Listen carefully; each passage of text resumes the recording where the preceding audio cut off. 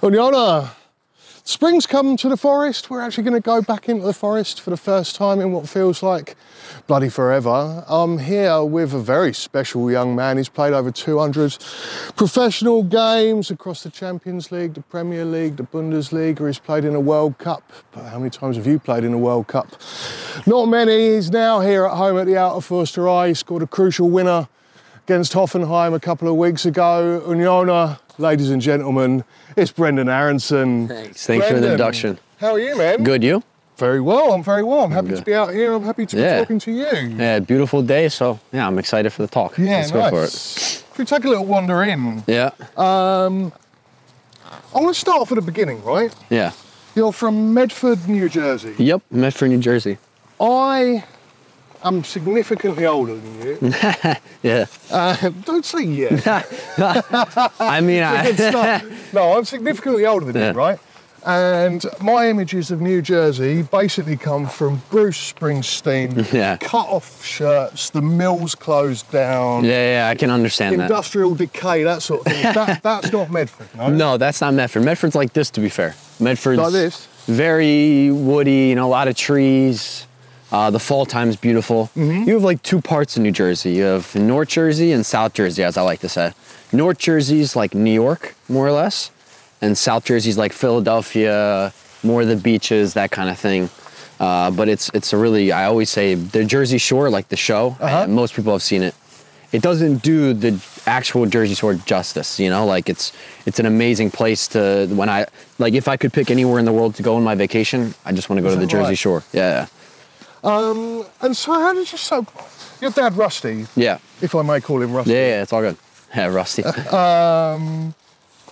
He was a college footballer, is that right? Yes.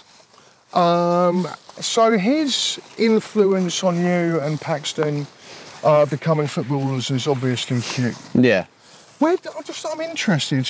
Where did he get his love for football? Yeah, it's actually funny you say that because in America, I did the same thing. I played every sport growing up. It's a lot different than in Germany and in Europe. Football or soccer is the number one. But when I was young, I played every sport: basketball, baseball, flag football, because you couldn't do tackle football at the time. And of course soccer, just athletics, everything. Yeah, exactly. So I played everything. But then you could always tell he was the same way, that he played every sport, but soccer, he felt like it was that a little bit easier, and he had more of a love for it, So I think it was just more maybe genetically, and just the way he had more talent for the game in soccer. And then for me too, when I was growing up, he always says I wanted him to play whatever he wanted, but he was always pushing me to do soccer. Yeah. Do what you like. Yeah, exactly. Yeah. But this is the best sport in the world, like something like that. So yeah, it was good. Well, he was right. Yeah. It is. And he's obviously done something right. Yeah. So he founded his own team. That's right. Yeah. And you started there as a little kid before moving on to Bethlehem Steel. Yep.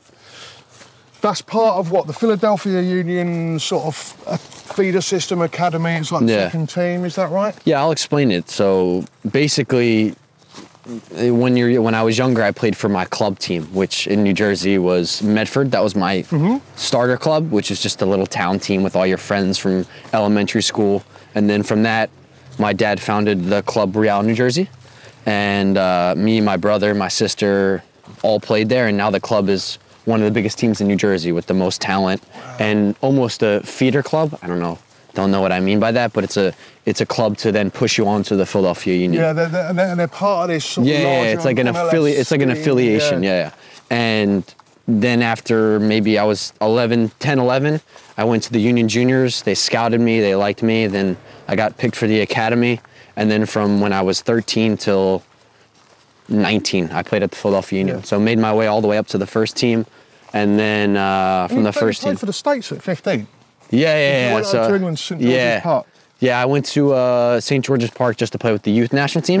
I was always in and out of the youth national team. I was always smaller than everybody, so it was a little bit difficult for me growing up because I wanted to get bigger faster. I wanted to be stronger than everybody else, but it just wasn't like that at the time. And I think that's what hindered me into not getting called into these youth team camps. I read an interview with your dad where he talked about that, and he'd be talking about driving you home from training or from games or whatever, and so you'd get thrown around like a rag doll. Was the line he used.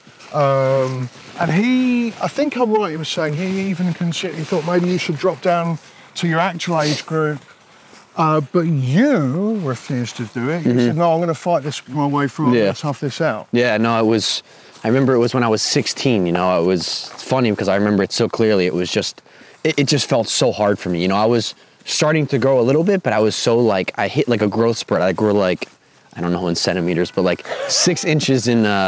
Inches? Yeah, fine. inches. I'll do inches. Fine for us. I did 6 inches in like a winter like window, you know, like super short, like 2 months. I grew like 6 inches. And I was just like, it was weird for me. My body was so lanky. I was just like really skinny, still small. So it was difficult, but I mean, I stuck with it. And the thing that I always looked up to were like my idols, you know, like Messi, all the smaller guys, Modric, always seeing like these guys were outthinking everybody else. And that's why they still are my idols, because I know I'm still smaller than everybody else, but... You were a Steven Gerrard fan as well, yeah, I was a Liverpool fan. He had big problems with his growth spurt. Yeah. Sort of, and suddenly it's sort of the limbs are ending somewhere else. Yeah, it's weird. It's like I called myself baby like Bambi at the time because it was just like I was just long and just like don't talk about Bambi. Yeah, in the woods. Yeah, I know. But yeah, it was a weird time for me, but it helped me in the long run because I had to learn to use my small body and work with that at the time. Oh, and you still play like that. You have that burst of speed. You like to turn on the ball. I was reading that during the lockdown, during Corona, that basically Real Jersey or your dad had set up an indoor training place, and you and your brother would just play one-on-ones. Yeah. And then you came back from that and you played in the MLS comeback. Yeah, it was MLS is back. That's tournament. right. And you were basically suddenly ahead of everyone else because you just had this preparation. Yeah. And how difficult is it to keep those street skills or small pitch skills in a league like the Bundesliga or like the Premier League, for example? Do you have to kind of restrain your natural instincts a little bit, or? Yeah, it's difficult, you know, because I think for me it was always, like I said, since I was small, I always had to work on my technique more than anybody else, you know, like my technical ability, being able to get away from defenders so they can't go like this to me, you know, they can't use their arms or they can't use their body. So that's still kind of the way I have to play, but now I've been working on my strength more and now I'm getting a little bit of my man strength. So it's a little bit different now, but like you said, I think going from the 1v1s in there to like going to an open pitch, it's a lot different. But I think that I always kind of knew, like in the small training sessions, I'd always be focusing on looking over my shoulder, just getting in a habit of little things that happen on the big pitch. And like I said, during that time, I don't think anybody else was doing what I was doing. So I think that's why I was ahead of everybody else at that time. And you were seen as this sort of big star. You break through in the MLS, you score on debut, away against Atlanta in front of 40,000 people. And you make a habit of this. So you scored on debut in the MLS. You scored on your home debut in the Austrian Bundesliga. You scored on your home debut in front of the Norman Hunter end at Ellen Road. You scored on your debut to friendly in Hungary for Lyon. This is just something you do. This is the way you do it, is it? No, I mean, it's kind of funny because it does sound like it's crazy, like the amount of times that happens. But I think just because of my pre-seasons and the way that Is this a hard work thing? Yeah, it's a hard work thing, but you know, you always have to have rest and downtime. But I've always had this driven mentality that, I mean, I want to be the best player I can be, so I want to work extremely, extremely hard at it. So I'll take a week and a half off in the summertime, but then I'll start getting back into it again. When maybe most people barely touch a ball in the off season, I always want to touch the ball and get used to it again. So you kind of have this pressure on you already, or at least you have a name on you already when you go to Salzburg. Yeah. Salzburg, being a club, they're kind of expected to win everything anyway. How difficult was that, not only to kind of feel that pressure, you know, someone's paid money for you for the first time, but also that kind of, we have to win. you know, you kind of have to score in your home debut for Salzburg because this is kind of expected of you now. How did you deal with that? Yeah, it was also because it was a little bit pressure at first too, because I had come in for Dominik Szoboszlai, who had just left, and I was going to be his, you know, I guess replacement at the time. We're different players, of course, but still, like, that's the position that I was going to be playing. So, I mean, at first, like, you just kind of push these things aside. I don't think about it that much. And I just kind of went in with an open mindset that if I don't play at first, listen, I'm coming to Europe for the first time all the way from America, and it's going to be difficult at times. But I think I had that mentality of just kind of just going with the flow and seeing how things went. And I just think the style of play and the way that Salzburg wants to play on the front foot, like taking chances, like being creative, I think it just fit me like a glove, you know? So it was like very easy to go in and just bounce from there. What about off the pitch though? Yeah. And this particularly interests me, right? You come straight from the States, you know, you played at your dad's club. Yeah. You know, and then your hometown club, effectively, Philadelphia Union. And you're then thrown out, you're not in, you know, Leeds, which is a fantastic city. Yeah. Berlin, obviously, is a fantastic city. But you're not there, you're in Salzburg, which is this sort of weird fairy tale Disneyland kind of a place. You're living on your own. You don't speak the language. Yeah. How'd you deal with that? Yeah, it was not lonely? Yeah, especially because it was during Corona time too. So like I was in a hotel for like a month by myself. But I think that because of the support system I have, like my family, my girlfriend, like my friends, I'm always on the FaceTime with them. FaceTime was like my best friend at that time, you know? Just being able to talk to them, and also just knowing that I'm doing this for myself, you know? This is for me to be the best player that I can be and challenge myself in Europe, and that's always been my dream. So just to just keep thinking about my dreams and keep pushing towards it was always something that I just helped me go on from there. You know, like, of course, I get lonely all the time, you know? I mean, a lot of the guys on my team can fly back home on the weekend, you know, like if they have 3 days off, but I can't, you know, I can't fly back home. So it's difficult a lot of times, but like I said, it's what you have to do to become a professional at anything. That's really, I mean, I'd say it takes such sort of mental toughness, and it's kind of like, it's like a leitmotif running through your whole career. You know, is this sort of mental strength that you're able to somehow block out this extraneous bullshit that's going on around you somehow? Yeah. Where does that come from? Is that from your dad? Is it from your mum? Is it?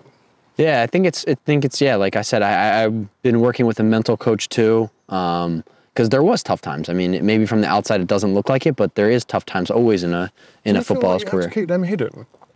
No, I don't think I have to keep them hidden. I can speak up about it, but I've had tough times, you know. Everybody goes through it. You can't go through, maybe 2 people in the world had tough times. And I mean, Messi and Ronaldo, that's it, you know. But everybody else had tough times. So I think that just knowing that is normal and knowing that I'm going to come out the other side a better person and stronger is what pushes me to be better, because there was tough times. Like last year at Leeds, getting relegated, you know. Parts of this season not playing. It's not easy, you know, because you want to play every game. You feel like you should be playing every game. I mean, that's what every footballer thinks, you know. So I think for me, it's just having the support system I have, relying on them. Having my girlfriend here now is huge. Can you cook yet? She does all the cooking, but she's amazing, I swear. I can't cook. I never did. I should have tried a little bit more, but I think I'll get into it in the future. I always say I'll get into it in the future, but I never do. One day. Yeah, one day. But no, I think it's just the support system I have and the family and doing extra things that I can do to get better with it too, like with the mental coach and that kind of thing. And so you got Leeds. I mean, one of Britain's great football institutions. Yeah. You're playing in the Premier League.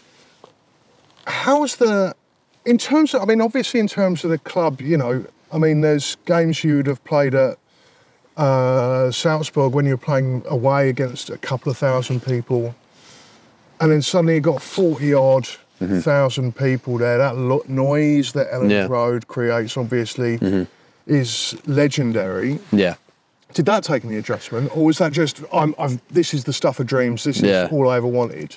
I think, honestly, like, I remember when I first got to Leeds and I'm just there and, like, you know, like, being with the guys and meeting the team, I was just, like, almost in shock, you know, because I'm watching YouTube videos of some of the guys I'm playing with. I'm watching YouTube videos of the Premier League. I'm watching Premier League all the time, you know, so it's like, it's a dream come true for me, you know, so in the moment, I was just kind of just riding on that, like I always do.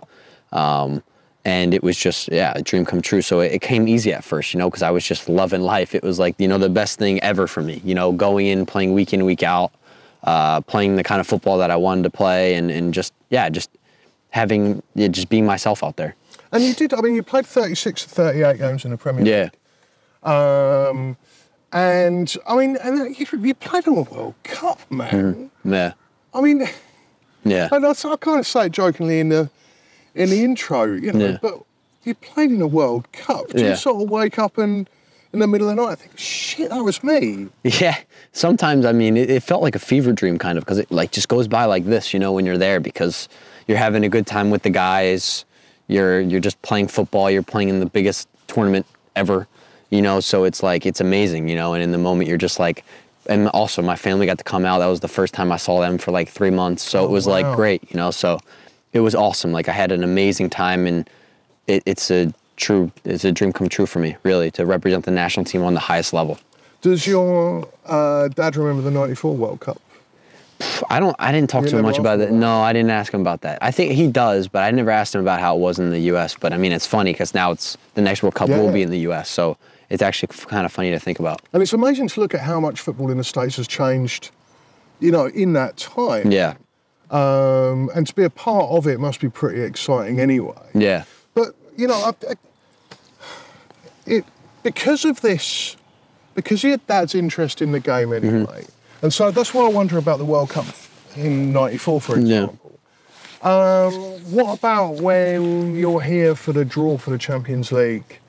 Yeah, what that's like? And, you know, you're watching it and then you're on the last out of the pot. And there's that group sitting there with Braga and Napoli and Real Madrid, and they're just sitting, there's this big gap at the bottom. Yeah. It was funny because, like, of course in Salzburg too I played, and we had the draft too like that. And our group there was like, we were like, yeah, we can do it, you know, we can go through, and we ended up going through.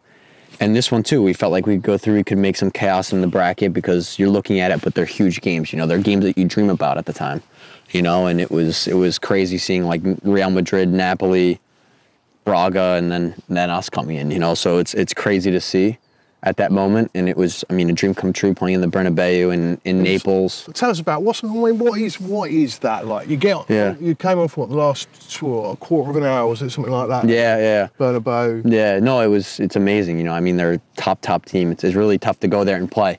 You know, we know that they're going to have the ball a lot, so it's a lot of defending, keeping our shape, and I think to go there and we should have tied the game if we're being honest, is a big accomplishment, and I think that it just gave us confidence. I mean, it did hurt that we lost the game and all, but it gave us, I think, a lot of confidence going on to the next game. Was the Braga loss more difficult to deal with at home? Yes, for sure.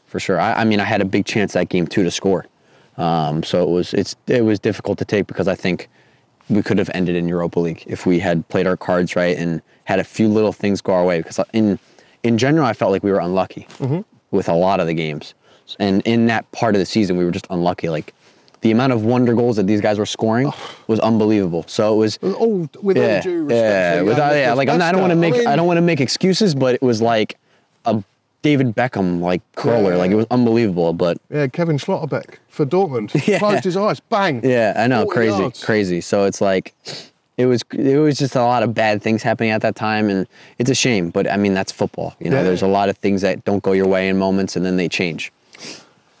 So you had a good winter. Obviously, because you come back from the winter break, I suppose for the first time with the World Cup the year before, with everything else, you hadn't actually had a break for any time at all. No. So this winter you actually got a little bit of a break. Did you go back to the States? Yeah, it was amazing. I think that's another amazing thing about playing the Bundesliga is having that winter off. It's difficult in England when you, like last year I didn't spend Christmas at home for the first time, you know. I came back for maybe 4 days at home, and then I flew back to England for the season again. So it was like I didn't get to spend Christmas there. So it was difficult, but I also had my uncle and my aunt come out for Christmas with their little kids, so it ended up being good. But still, there's nothing like a Christmas at being home. No, of course not. You know, so it was really nice this last winter to go home, like be with family. It was like a mental refresh, you know, so it was really good. And you come back and you score in the friendly against Bielefeld in the cold. Yeah, it was cold. Yeah, it was cold. It was cold. But there was like 16,000 Yeah, people crazy. here in, you know, January. Yeah. That's astonishing. The fans are amazing, man. I have to say, like, out of all the places I've been, like, to have the fans be the way they are, like, pushing us on, even when the times were bad, I mean, it's really rare to see that. I mean, I can say that from being at places where it's been rough in moments, but to keep pushing us like they've done, and now we're in a good position at the table, I think, and we have to keep going like this, but, I mean, it's helped us a ton, I think. Did you expect it? I mean, obviously you knew a bit about Union before you came here. Yeah, no, I didn't expect. But did you expect any of that? No, I didn't expect the fans to be as amazing as they were. I mean, of course, like, I heard about the stadium, how loud it is and how hard it is to come here and play, but I didn't expect it to be like, because, of course, we had big expectations coming into the season. Champions League team, got some new players. Like, we have a really good preseason. We come here, we beat Atalanta at home, like 4-2, whatever it was. So we had a lot of, we were flying going into the season, too, with the first 2 games. And then, yeah, I think it's football. You know, it's there's no other explanation. It's football, and that's kind of the way the season has unfolded. But we've stayed strong, and I think the group is really tight knitted. So it's been easy to bounce back from it. Can we talk about the red card against Darmstadt? Yeah. Have you ever watched it back? I've watched it back because I thought it was absolute bull crap, if I'm going to say that. I don't know, You may say that. Yeah. But, I mean, like, it was just like, it was dumb on my part, to be fair, but the first one is never a yellow card, I don't think. No. It should never be a yellow card. But I got the yellow card, and then the second one was a little dumb on my part. I probably shouldn't have gone in, but you have just emotions going into a game. You want to win the ball, and you're pumped up for the game. So it's difficult. I mean, I learned from it for sure. So it's good. It's always a learning experience. And But yeah. you haven't had many red cards in your No, career, that was have you? my first one. That was my first one. And, you know, you're pretty much brand new at the club. Yeah. The season's very early. Yeah. What's going through your mind when you're sat there in that dressing room? Just Yeah, it was tough because, I mean, as can the you watch first. it? Is there a TV or anything in there? Yeah, I was watching it. I think they had it on the TV, and I know actually down there was no Wi-Fi in its locker room, so they didn't have the game on, but they were giving me, I was looking on my phone for updates, but everybody jokes around with me now about it since it's later on, but I was down there with my head like this, Yeah, you know, I was sure. upset because, you know, you let the team down, and it's difficult when you let the team down because it's a team sport, you know, so it was difficult, but I bounced back after that. I was good. I think the coaches helped a little bit with that too, like coming in, and I apologized to him. I said that wouldn't happen again, and yeah, it was good after that. So, I mean, see, the bouncing back thing, this sort of mental toughness thing, what I've noticed is match days when you come here and when you go away, you've always got the headphones on Yeah. for the first Yeah. minute. Have you always done that? I just always like being in my little, I mean, like I'm always talking to the guys and stuff. I'm not like to myself the whole time, but I like to just listen to my music, just be in my own headspace. It's kind of like, it gets me in a game mode, you know? What Like do you little listen to?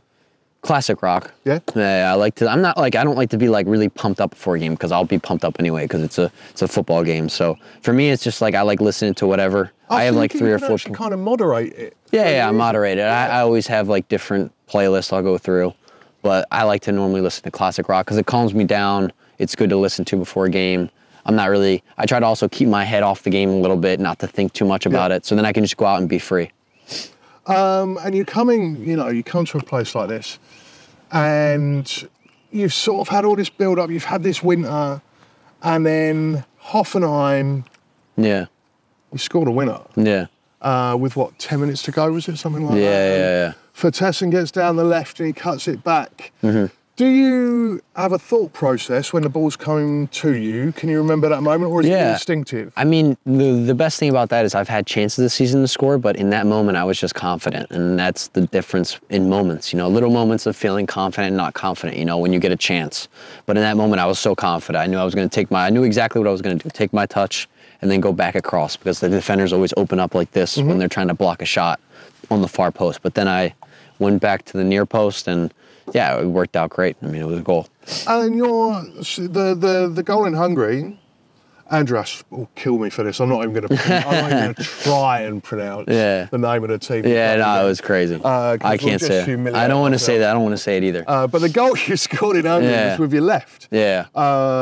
From outside the box as well. Is that something you've had to work on, sort of on your weaker foot? Was it ever a weaker foot, or is this just? Yeah, I've always. I mean, my left foot is something that I've definitely gotten a lot better with. But I take a lot of pride in it because I mean, you see the best players in the world and how they're able to use both feet. So that's something you have to learn, you know. Messi can't. Messi can. He'll fool you. He'll score some goals with his right foot. I mean, I've seen it before, but Messi's also Messi. You know, you can't stop him when he goes to the left. Yeah, but I think we shouldn't. He's different. He's in a different planet. But I think, just learning how to use my left foot, and I think also like I could score more. I think I have chances to score more this season, but also having the mentality just to brush it off and just know it's going to come. You know, goals come in waves. You know. And how was the feeling when it hit the back of the net? Oh, amazing. You know, because I mean, if I'm being honest, it's been a frustrating season. I haven't played as much as I would like in moments, but everybody's like that when they're not playing. You know, it's a normal feeling. But I mean, it's the coach's decision at the end of the day, and I'm always a guy that will come in and I won't like have a bad face or anything. I'll just come in and just make a case to play next game. You know, and try to do my best. So I think. It helped me a lot, I think mentally too, because I've been wanting a goal all season and I've had chances. And yeah, just to score it was like all the hard work that I've been doing kind of just paid off, you know. And so what about when Andras scored the next week? Yeah. It comes in off your back. You were going to have that, weren't you? Hey, I mean, I don't want to take it from Andras, of course. Like, if I would never be like, afterwards sending a letter to DFL or something, you know. But I'd like lodging an official complaint. But I mean, it would have been nice to have a goal like that, though. But because I didn't even know anything about it, to be fair, I was just running like inside and then boom, off my back, goal. But I don't know. It was. I'm happy for Andras. I mean, he's had a really, really tough time with injuries and stuff. So I would never want to take away from a teammate like that, you know. But you kind of play the similar positions anyway, don't you? Yeah. I think he's a little bit deeper than me. But we play a lot like the same positions for sure. At the end, I mean, so that Heidenheim game ends 2-2 here. Yeah. First try. Yeah. And the ultras didn't stay for the whole of the Waldseite. They didn't stay for 5, 10, 15. Yeah. They stayed for 40 minutes. Yeah. Singing over and over and over and over again. Now, obviously, you celebrate in front of them. You know they're going to stay for a while. But 40 minutes was pretty exceptional. A 2-2 draw against Heidenheim. Yeah. When you were down in the cabin after the game, were you aware that this was still going on? Yeah, I was talking to Leonard Maloney, because he's a fellow American guy, and we were talking in the craft round, the lifting area. We were just talking after the game, and all you could hear is like the fans outside. And this is like 30, 40 minutes after the game, and it was crazy. Like, I mean, I was like in shock. Like, I was kind of confused at first, like what's happening out there, you know? But yeah, to see that and hear that, it's crazy, truly. And what, Rani and Trimmy and was it possibly Robin Knocker went out at the end. You were already sort of I had no idea what was going on. To be fair, I was so confused. I was like, they singing to Trimmy or something, because I think it was his birthday that day. So I had no idea. But then I heard that they stayed after that long, which was crazy. Tell us about Trimmy. Yeah, I mean, there's not much more to say than just an amazing guy and a great captain, you know, and a great guy to have at the club at all times, you know. And he's helped you out, sort of. Yeah, amazing guy. I mean, he, of course, English isn't his first language, and but he talks to me. He makes me feel a part of things, and he was great from the start. I think not just him, the whole team has been amazing. It's been easy to like fit in with them. They're really just a great group of guys. No egos. It's been really good, honestly. The guys, I can't speak enough about the guys. Good. Just we'll round this up soon enough, but I'm just interested, since Nenad Bjelica has come in. And he's made little changes. He's talked about making little changes in training and stuff like that. What did he actually? Can you pinpoint what he actually did that sort of turned around in results? Yeah, for the team. Yeah. For the team, I would probably say I think the little differences was just like having that little bit more freedom. You know, like I don't think I'm not talking about Ors being really tight knit, because it worked, you know, like we were really tight knit. Yeah. We had our plan and everything like that, but I think at times we need to be a little bit more free and more creative, and I think that's what Ninat has brought in and let us be like, you know, and express ourselves a little bit more. So I think that that's been something that's really helped us. And how's training? Really fun. Like a lot of games, like like I said, being able to express ourselves in training, be creative, try things, and that's what I like the most. You know, like that's the kind of player I am. You know, I want to try things, create chances for my teammates, dribble, take shots, all those kinds of things, and assist my teammates. So it's great trainings for me. I love it. We don't know if you'll be here, you know, next season. You know, you're on loan from Leeds United. Obviously, we hope that you'll be able to stay, but who knows? What will be your, whether you leave in 10 years, whether you leave in 6 months, whatever, what will be your overriding memory of Union?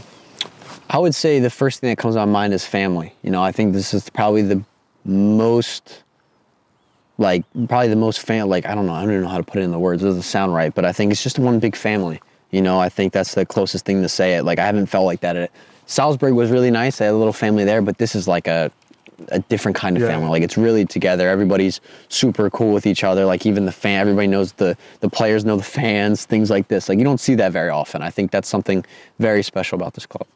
Well, I think that's probably the perfect place for us to end this off. Yeah. Thank you so much. You're welcome. Bremen on Saturday. Yeah, excited. You excited? I'm very excited. Yeah, very training's excited. gone well. Yep, training's going well. New pitch coming in on the stadium field.